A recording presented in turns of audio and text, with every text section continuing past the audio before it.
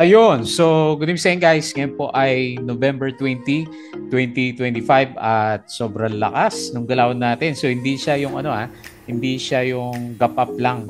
May konting gap up sa closing pero dire-diretso na umakyat yung galawan ng market natin after ng second half ng trading natin. Kasi noong umaga namula pa si index natin nag-retest below ng MA20 pero yun, nag-close the gap na kaagad siya.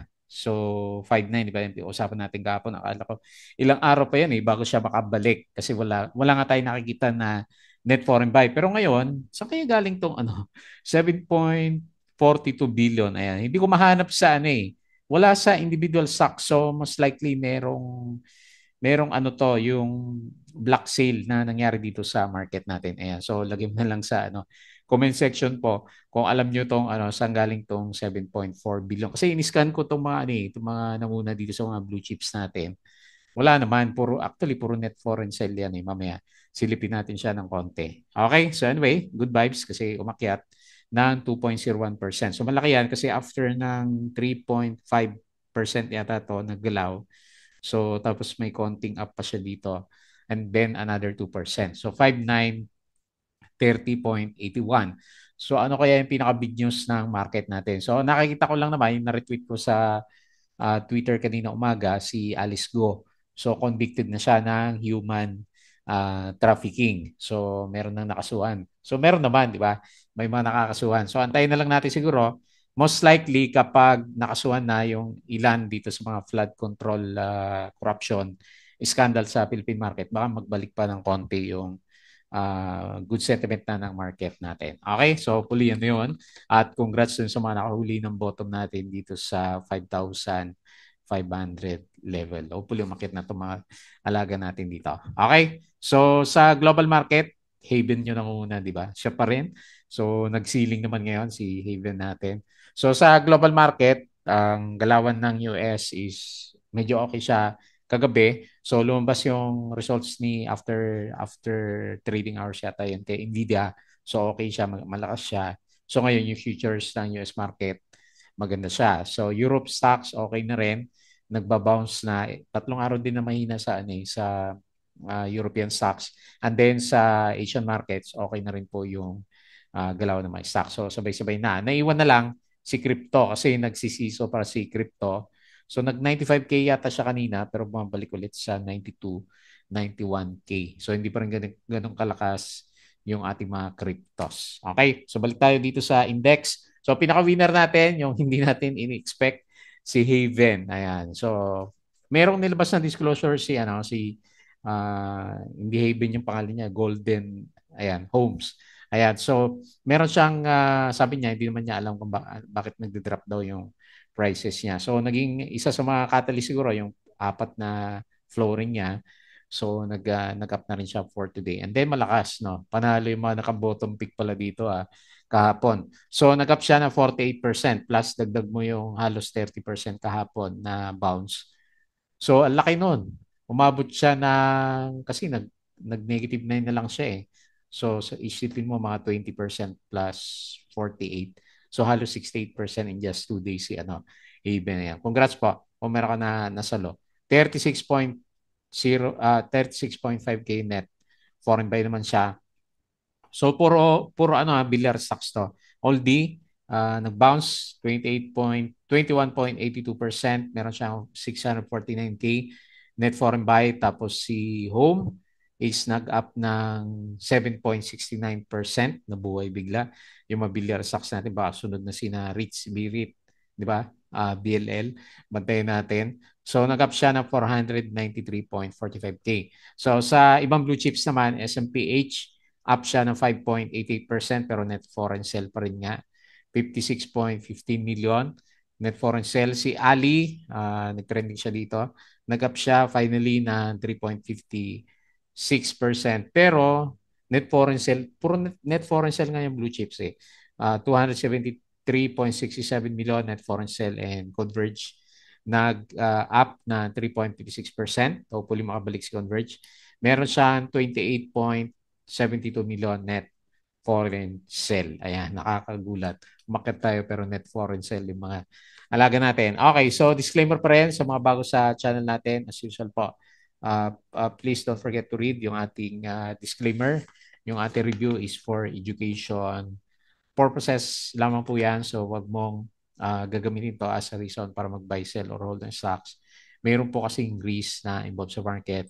Due diligence na lang po kung ano yung stocks yung gusto mong bilhin. And then follow mo po ako dito sa ating Palaboy Trader na YouTube channel. Subscribe ka lang para updated ka sa reviews natin or kung gusto mo join ka dito sa trading group natin. Tama-tama na.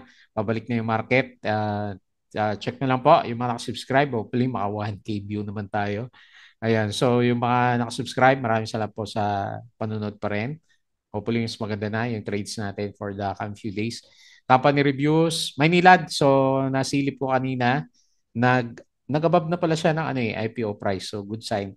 Para kay Maynilad, profit or loss, mga sample trades sa market, basic indicators, technical analysis, hanap na tayo ng mga oversold na blue chips. Fundamentals, yung mga risk management and stock market studies, mga basic learning po sa market natin. And then sa crypto, meron din pala akong crypto dito, crypto chipit. Nung madalas pa ako mag-trade na crypto, ayan. So, subscribe din kayo dito. Buhayin natin yan one of these days. And then, yung ating crypto, Palabi Trader Crypto ko to. Ito naman kasi nakapokus tayo last time sa mga crypto games. Ayan. So, follow mo na lang yan. Check mo yung mga vlogs natin. Meron tayong for review na bagong upcoming ulit na coin offering dito sa probit.com. So, check mo lang mga posts natin dyan. Social media, Facebook account na Palabi Trader. Follow mo na lang or dito sa Facebook page para updated ka sa mga posts natin. Tapos, balik-balik yung mga articles sa Twitter. Hindi ko pa nakita yung summary ni Naantay ko yung summary ni Philippine Stock Exchange. Tingnan natin. Baka meron na dito. Hindi pa siya naglalabas eh. So, wala pa, no? Yeah, hindi natin tuloy makita. Okay, so nagluloko nga. Ayan, meron tayong mga cut na ginawa sa video natin. Nagluloko yung microphone ko. Okay. So ito yung pinaka summary natin, no. Nag-close tayo ng 2.01%. So silipin natin yung mga movers sa big caps at saka yung mga losers natin. So pinaka-up natin si Pure Gold pala. Nag-up siya ng 6.49%, tapos si SMPH 5.88%. URC 4.69, biglang nag-bounce yung mga oversold na stocks. Monde 4.1, Video 4.08, tapos si Ali is 3.56%. Ito si Converge 3.56 din po siya. Pero marami yung gumalaw na blue chips. Yung mga medyo bagsak, asan ba yung mga bagsak? Ito ba? Okay, si ASN minus 3%, LTG minus 1.7, E-rate 1.6, tapos yung alaga natin si Plus 1.1%. So nag-drop din siya for today's trading po natin. Okay, so Haven nag-bounce. Shares gain 49% after days of big losses. Technical pitch as shares exceed oversold levels. Kasi nag-oversold siya, di ba? RSI 5 na lang siya. Okay, so AC, GGS, SMC led the conglomerates group. Ayan, ito yung mga winners natin sa conglomerates.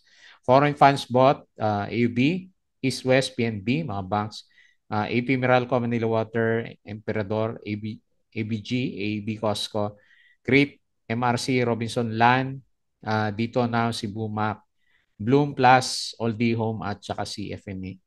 TF. Okay, foreign funds sold, BDO, BPI, ASN, Maynilad, SCC, CNPF, DNL, FB, IMI, AC, AGI, LTG, Ali, Eritz, MEG, Emirates, Globetel, Converge, ICT, STI, Pure Gold, Robinsons, APX, FNI, OGP at saka CPX. So binebenta pa rin yung okay, nawala na yung sentiment yata ng pagod na yung mga mining stocks po natin. Ayan. So BDO, BPI, Metrobank, and PNB led the financials group. Ayan, BDO, BPI yung malakas kanina yung galawan. Merong video dito si Ma'am April, sharing the hardest part of investing, when to sell your stocks. Ayan. So mukhang mahirap mag-sell ngayon kasi pa-recover na yung market. So kaninang hapon o kanina alas 3, US futures, gold, Bitcoin, currencies at saka forex. So bagsak si lakihan natin, bagsak si gold do. Ayan. VIX futures, bagsak. Ibig sabihin maganda yung ano, yung futures ng US market. Okay, ito pala yung closing natin. Ayan. So ACN LPG nga yung ano, pinakamalakas yung drop, and then Pure Gold, S&P HURC yung winners sa market natin. Galit na galit naman yung ano, mga locals natin na nag-push. So baka yung pre-close ng market natin, so sila na rin. Okay? So, habol na lang yung mga gustong umabol pa sa mga stocks natin. So, all day, Haven, BLR, Bilar Stocks, all day, and Golden Haven, Resurrex. Ayan, kasi ang lakas nga naman talaga. Nakakagulat yung galaw niya kasi umabot siya ng 48%. Ayan. Asian stocks climbed the most in 3 weeks. Megawide has raised 3 billion from its oversubscribed follow-on offering. So, nung noon break, ang pinaka-winner natin, Pure Gold pa rin, 4%. Si China Bank, lumalaban na rin eh. URC at saka si GGS. And then yung losers naman natin, second half to first half. ASEN minus 2.45, Globe minus 1.84. Nakabawi si AGI, no? Negative 1.57%. Okay? Yan na yun. And then NRCP, so 2,500 yung earnings niya. Panalo si NRCP, kaya pala pumitik kahapon. Okay, so ito lang yung nakikita ko na catalyst ng market kasi wala naman tayo makitang iba. Bakit biglang nag-bounce yung majority ng stocks, diba? Tapos meron pa tayong 7 billion na net foreign buy. So lakas ng pasok. So the Pasig Regional Trial Court has found dismissed Bamban Mayor Alice Go guilty of qualified human trafficking. So hindi sa mga asset niya, no. Meron siyang human trafficking na saan kaya to? Yung mga ano related doon sa ano niya, sa kanyang POGUS. Okay. Ayala Corporation declares regular cash dividend. Ito lang naman nakita ko na ano, good news. Good news 'yan, di ba? Kasi yung mga ano corrupt, ayan, kasama yan. So, DG Plus Ice Africa Expansion. So, mga ka-plus, 2027 pa. Yung Brazil, bakit tayo kaya ayaw buhayin ni, ano, ni Plus? Alas 11. So, maganda na yung galaw natin. 11 pa lang. Sina GGS, URC yung nangunguna pala yung magkapatid. Ayan. Lipanto, net income, soaring 795%. Ayan. So, maganda yung earnings ni ano, LC. So, alas 10, yan na yun. Web, umakyat din pala. Oh. Pero November 18 pa to. Ba't lumabas yung post na to? Ando natin yan. DG Plus, expanding footprint. Golden MB, hit 30% down limit. So, nung fifth day nung kahapon to. Okay, Haven, formerly Golden MB, Bilar Lands Holdings, said it is unaware of any disclose. Ito yung sagot niya sa malakas na drop ni Haven that could explain the sharp drop in share price following the lifting of its months-long trading suspension. Okay. Ano pala to? Na trading hold pala to si HBM. Nvidia reports off the charts demand for AI chips. Ito pala yung mga AI chips daw niya. So, nangyari na. Napindot ko yung yung picture niya. Balita pala to. Okay. So, gusto ko kasi makita yung itsura eh. May mga coolant. May mga coolant siya, no? Ito, parang radiator siya.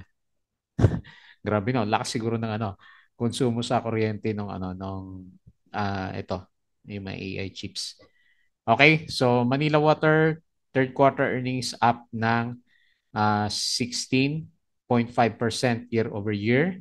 Ayan, hindi ko siya may baba. South Africa operation of Plus, yan yun. Globe signed 7.6 billion loan with Japan's Mizuho. Share buyback, Fruit Bear and Meg at saka si Ali. Manila Water is set to acquire 74.85 stake in Mexico's Agua de Puebla. So ito yung kapon. So ongoing pa rin yung share buyback ni Ali. Hindi natatapos yung share buyback niya pero pilit na pilit yung paggalaw ng kanyang price action. Malakas yata yung volume niya kanina. Winning Frutas inclusive expansion fuels QC recognition. Okay, si Plus pa rin. Self-made billionaire ways PSE delisting amid worsening economic signal. So, ang nababasa ko sa Investa, mga bilyar stocks yung sinasabi dito. So, sino ba tong billionaire na to? Ayan. Comment nyo na lang kung meron kayong kilala na pinatatamaan doon sa blind item na yan. Okay? So, patalastas ulit yung mga gusto ng guide sa trading sa market. sali ka lang po dito sa pinaka-Patreon channel po natin. So, punta tayo dito sa index.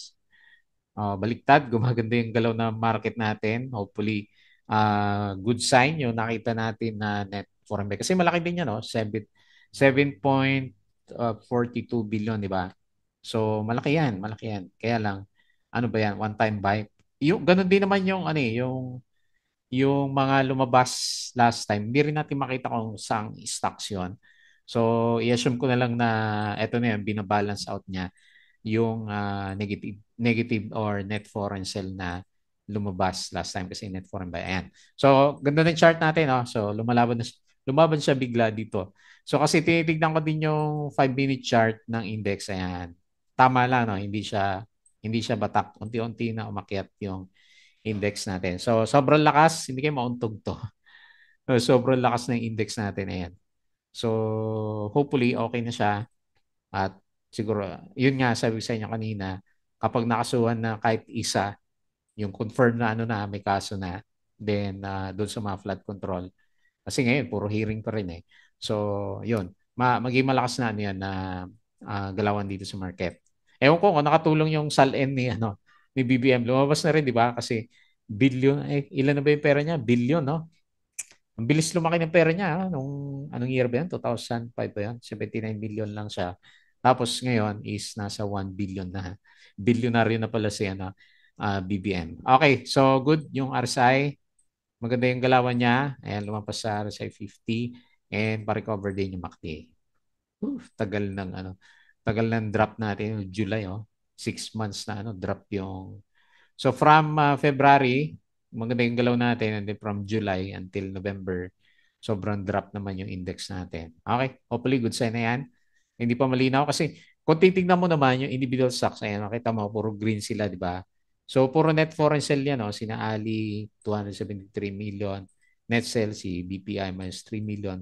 Wala akong makita na net foreign buy, si ICT minus 181 million. Isa pa, Metrobank, negative 29 million, di ba?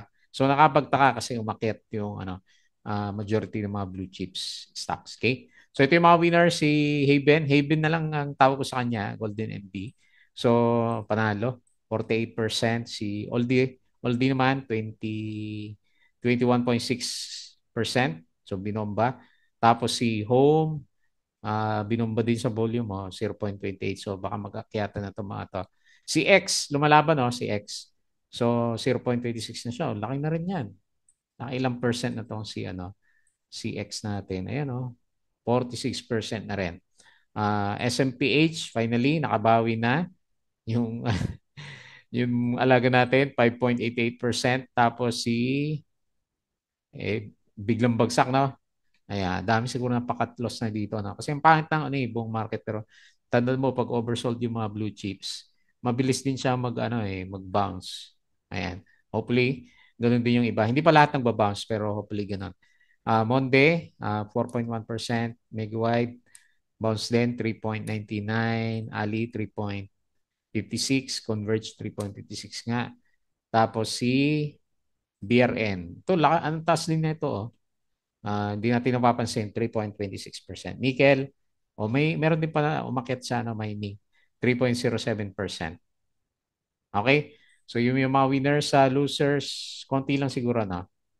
Si Cool, minus 5%. Si STI, binawi din niya yung gain niya kahapon, minus 4%. Si ASEN, minus 3%.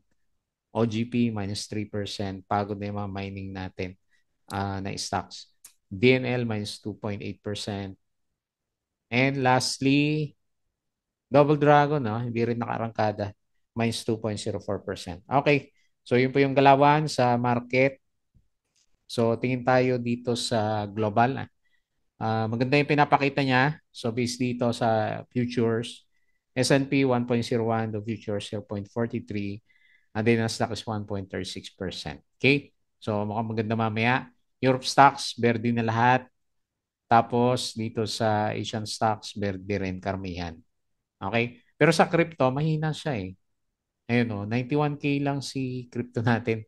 Mukhang mahirapan mag-bounce yung nabili natin. Bitcoin, 91.7%, Ethereum, 3K, USDT, XRP 2.11, BNB 900, si Sol, ito lang yata umakyat eh. 1.57% up, 141. Tapos the rest laglag na. Dodge, minus 0.62%. Okay? So mahina pa rin kasi si Bitcoin nasa 91K pa lang siya. Ayaw marangkada ni Bitcoin natin. Okay, so punta tayo sa trending stocks, yung ating movers for today. Okay, so unahin natin yung pinaka-winner for today, si Haven, Golden MB. Ayan, nakakalimutan ko yung pangalan niya kasi. So Haven na lang kasi yung tanda ko sa kanya. At yan, very good. Tingnan na natin sa 5-minute chart. Binomba eh. Anong oras to? So sukatin natin So 2:55, 9:30. Umaga pa lang. Umaga pa lang, oh. So pagbukas pa lang natin, 25% na. Ayan. So hirap na sumakay niyan kapag 25% yung up na stocks natin. Okay? So siya ngayon kasi nasa spotlight and then ganun kalaki na lang yung babalikan natin is more than siguro mga more than 70% pa rin ako kasi 65 yung drop niya. At least malaking tulong yan kasi up siya ng laki. 48%. 500 lang siya kahapon tapos ngayon 740 na. So net foreign buy 36.5K. Ayan. Kailan risky pa rin. No? So ako, ang titignan ko sa kanya, kung meron talaga siyang recovery, 50% Fibonacci. No?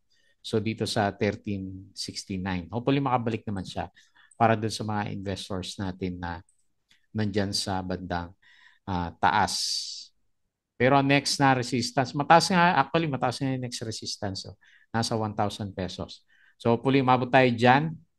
Nakasakay ka ba kay Baka lumipad ulit si event natin. So lakihan ko yung range niya kasi may tendency naman na mag-bounce yung price action. Kailang take risk siyempre, di ba? Double check mo na lang kung papasok ko sa kanya.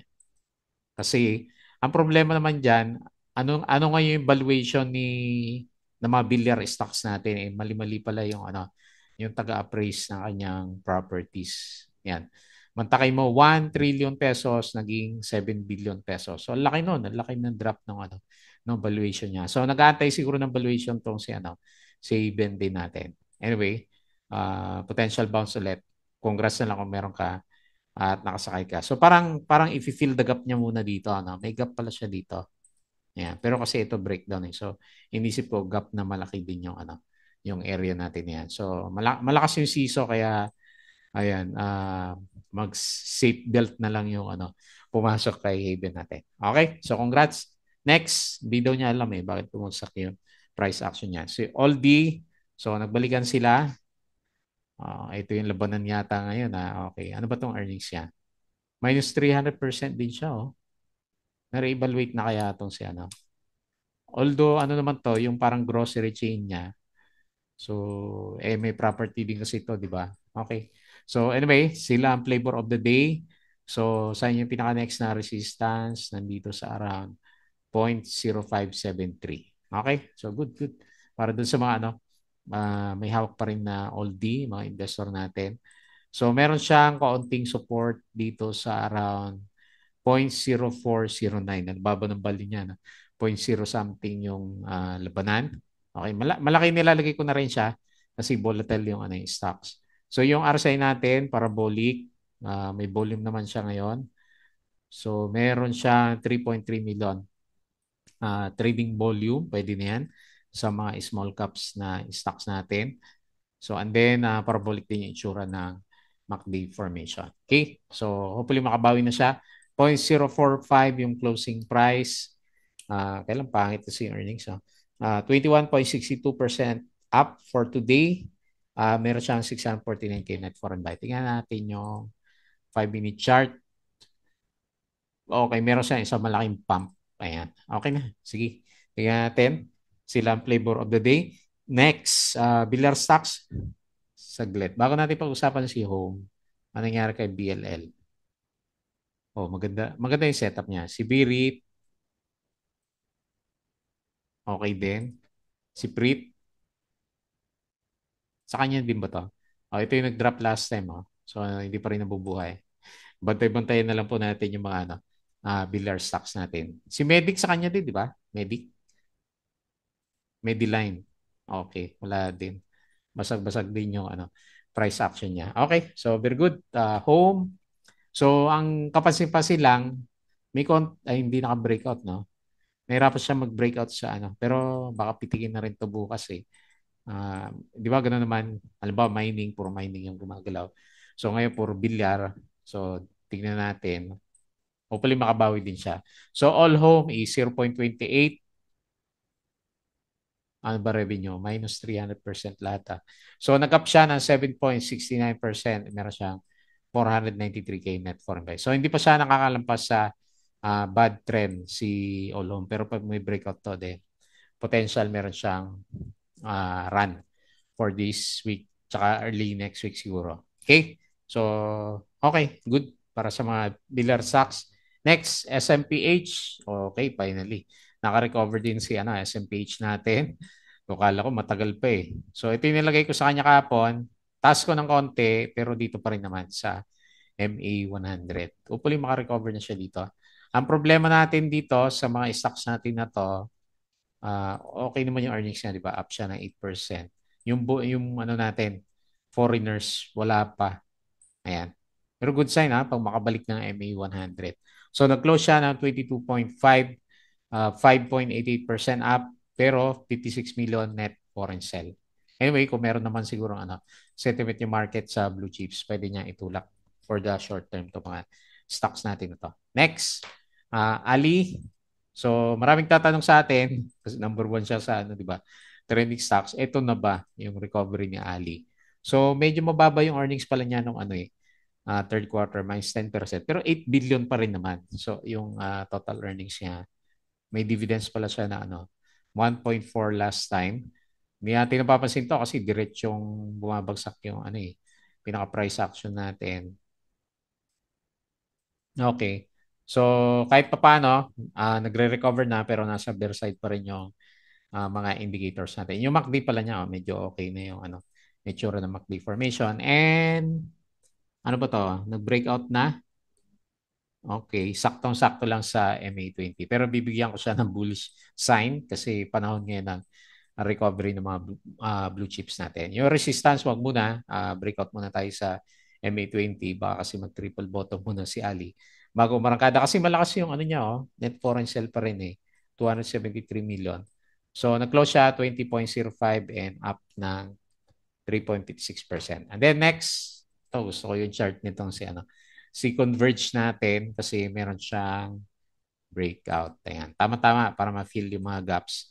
So, ang pinaka malapit na resistance, malapit lang, 14.68. So, ang maganda dito, pag nag-fill yung gap natin dito, meron tayong additional gap down kasi yan na pwedeng i-fill dyan sa area. Pero ito siguro pinakamalakas na resistance niya and then later on, taas natin sa 17 kapag nag-breakout sa MA100. Okay? So, hindi pa naman siya overbought. Baka meron pang igagalaw for the coming few days tong si Converge natin. Okay?